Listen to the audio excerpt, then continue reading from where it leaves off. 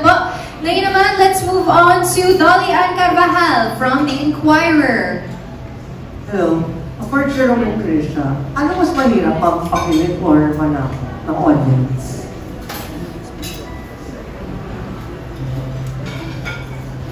Ayos yung question. Okay ba? Ay, para sa akin, matakot. Kasi yung takot, para takutin namin yung audience, kailangan may element ka pa ng mga nasa paligid eh. Andyan yung effects, andyan yung scoring. Unlike yung mga scenes natin sa Safe Skies Archer, kami dalawa lang mostly yung scenes, tapos yun na. Patay na.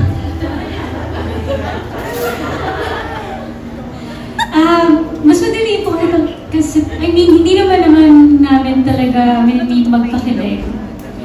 Kayo lang yung pinigil. Hindi. Mas madali, mas mahirap pang manakot kasi pag nagpapakilig kasi all we need is just each other. Tingnan lang kami, magbatuhan ng lines, nuances. Pero sa pananakot kasi kailangan feel mo na totoo yung multong nakikita mo, or sometimes camera lang yung nakikita mo pero wala ka talaga nakikita, so you have to act that out. Wala dun yung ka-eksena mo kasi multo nga siya. Ganun. So, mas maraming work na kailangan gawin para manakot. Ganun. Alright, maraming salamat. Thank you, Miss Dolly. Moving on to the Philippine star, we have Natalie Tomada.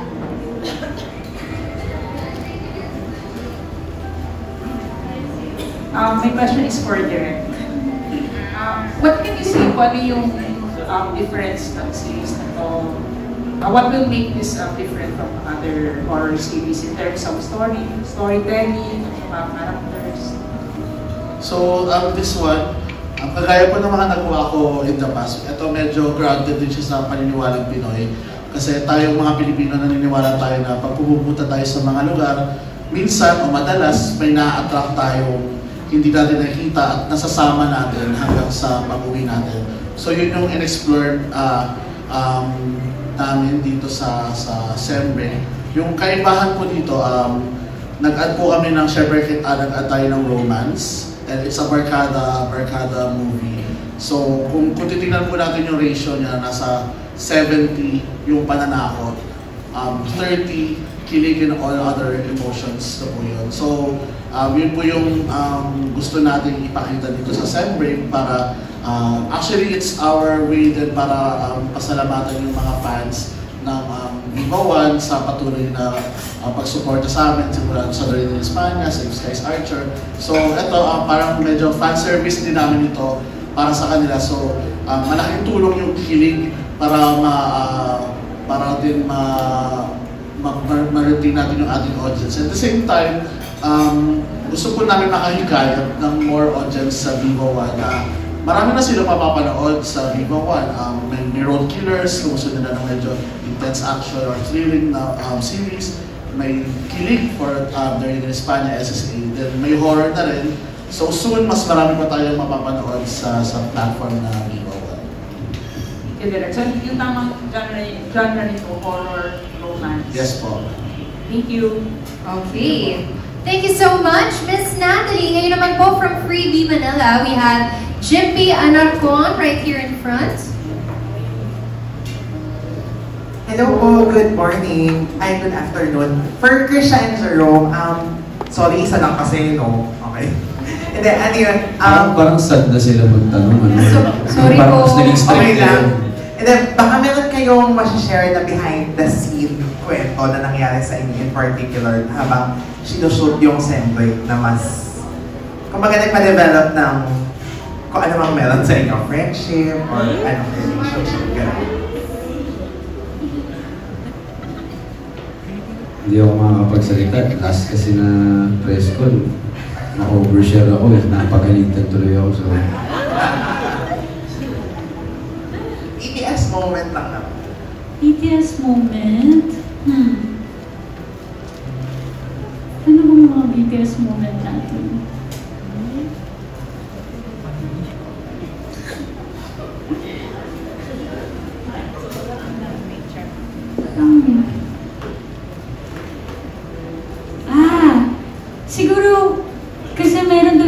part na yung pinakakilig part nung story namin dalawa. Kailangan namin mag-usap about something na problema namin, gano'n. So, maraming, pwede kong i-spoil ng konti. May slow dance kami doon, so parang nakakakilig siya. Kasi it's very romantic. Tapos ang ganda nung ano namin, nung set, may mga flowers, like parang talagang may date, gano'n. So, it's very kilig moment, BTS moment. Yun po. Thank you! Thank you so much. Kita ko na kinikilig na yung fans natin there over on the right. Parang gandang pagsama horror and romance, no? Parang magiging bipolar ka after watching the series. Okay, next up, we have from Tempo, Neil Ramos. Ayan. Salamat, Phil. Good afternoon. Para po sa Rose, ma'am, good hapon po. Good afternoon. Saan po kayo? Dito po, malapit sa stairs? Okay. Anyway, it's been a while since we actually seen you sa isang romance project, and it was a surprise to see you dito sa somewhat mainstream na series. I was wondering kung you decided to do away with sexy movies.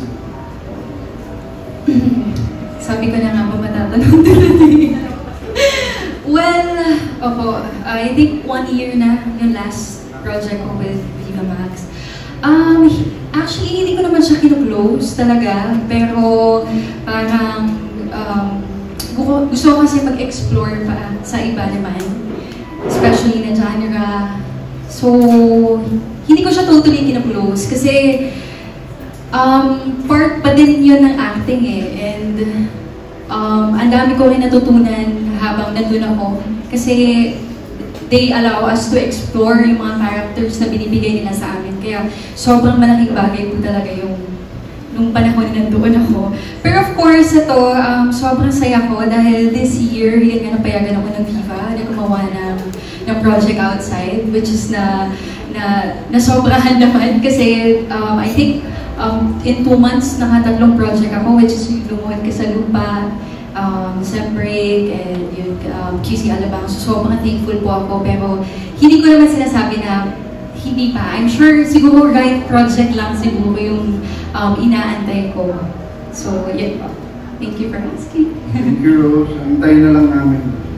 Nami-miss yun na po ba? Sobra. Thank you, ma'am. Thank you. Alright. Thank you, Sir Neil. Thank you, Rose, for sharing that with us. Next up, pakinggan naman po natin from Rider PH. We have Jojo Panaligan. Towards the center. There. Thank you. Question ko kay Direk. Direk, malaking factor ang location sa horror because of the atmosphere, di ba, na kailangan. Tell us about yung instruction nyo when you sent your team to look for a location. What were you looking for, and how did you up the creepy, levels? Yung concept po kasi nitong Celebrate, meron silang nadaanang lighthouse or parola. So kung makikita nyo sa poster, malaki yung image ng parola.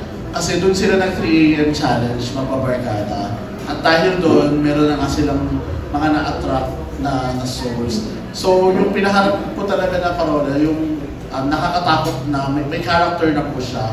And true enough, habang nag-shoot po kami, yung caretaker, ang dami nga sinasabi, na totoo daw na nanay yung nagmumulto doon sa parola. Ang dami na binubulong sa amin na meron daw magnanay talaga doon sa parola. Di ko alam kung naramdaman nung cast yun. Pero habang kinukulan yung mga eksena, ayun, yung caretaker niya bulong ng bulong, nandyan sila parang so kami hindi naman namin naramdaman unless sila, baka naramdaman nila. Pero yung AP namin, may nakikita na naman siya sa frame na hindi namin nakikita. So baka nagpapakita talaga yung magnanay na nandun sa parola. Pwede po malaman kung saan mismo or saan lugar? Sa Cape Santiago, sa Calatagan, Batangas. Yun po yung lighthouse na pinag-shootan nila. Salamat. Thank you po. Okay. Maraming salamat po.